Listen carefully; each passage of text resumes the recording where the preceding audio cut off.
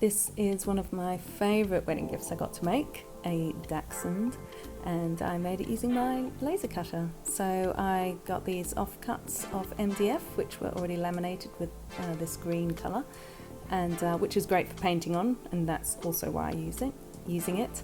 And I did the design on my computer, so I drew each piece so they all slotted together, and I also added in some little dog pieces just for fun.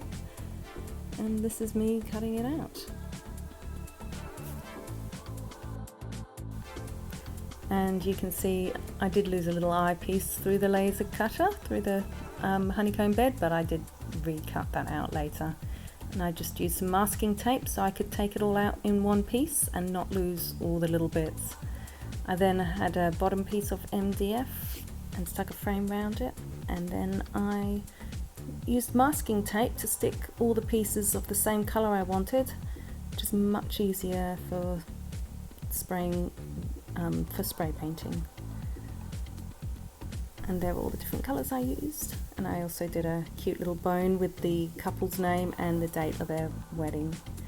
I've just taken some close-up images so you can see all the different colours and the dog pieces. And yeah, super fun to make.